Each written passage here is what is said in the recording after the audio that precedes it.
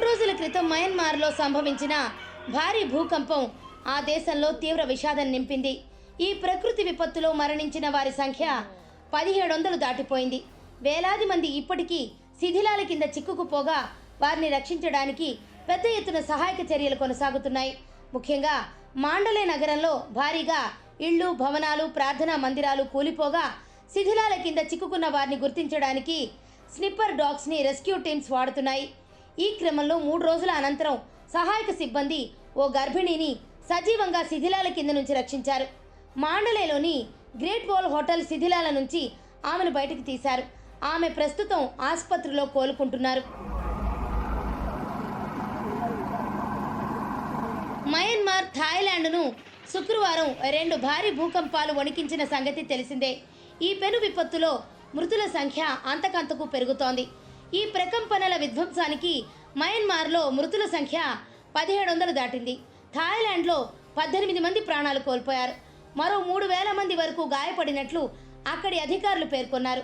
మరోవైపు శిథిలాల కింద చిక్కుకుపోయిన తమ వారు సజీవంగా ఉండొచ్చనే ఆశతో అనేక మంది తమ చేతులతోనే శిథిలాలను తొలగిస్తున్న పరిస్థితి కనిపిస్తోంది. ఇప్పటి వరకు బయటకు తీసిన వారిలో ఒక్క మహిళ తప్ప ఎవరూ ప్రాణాలతో లేరని అధికారులు పేర్కొన్నారు. శిథిలాలను పూర్తిగా తొలగించేందుకు కనీసం 2 నెలల సమయం పడుతుందన్నారు.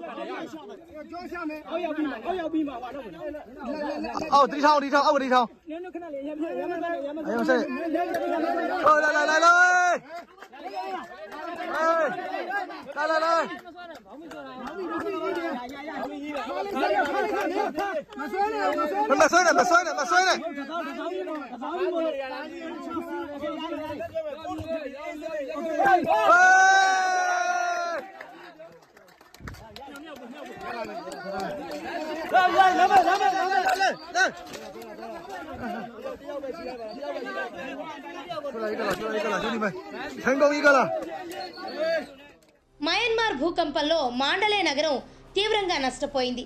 ఇది మయన్మార్లో 2వ అతిపెద్ద నగరం. ఈ నగరం నిండా బౌద్ధ, ఇస్లాం ప్రార్థనా మందిరాలు ఎక్కువగా ఉన్నాయి. వీటిలో చాలా వరకు నేలమట్టమయ్యాయి. చాలా హోటళ్లు కాంక్రీట్ దిబ్బల్లా మారిపోయాయి. మార్కెట్లు, షాపింగ్ కాంప్లెక్స్లు శిథిలాలతో నిండిపోయాయి. ఒక్క మాండలేలోనే మరణాల సంఖ్య 1000 దాటి ఉంటుందని అంచనా. ప్రస్తుతం ఇండియా నుంచి వెళ్లిన NDRF బృందాలతో పాటు చైనా సహాయక బృందాలు మాండలేలో రెస్క్యూ ఆపరేషన్స్ కొనసాగిస్తున్నాయి. భూకంపం కారణంగా మయన్మార్లో తీవ్ర ఆస్తి, ప్రాణ నష్టం సంభవించడంతో ఈ దేశాన్ని ఆదుకునేందుకు ప్రపంచ దేశాలు ముందుకొచ్చాయి. ఇప్పటికే భారత్ ఆపరేషన్ బ్రహ్మ కింద మయన్మార్కు 15 టన్నుల సహాయక సామాగ్రిని పంపించింది.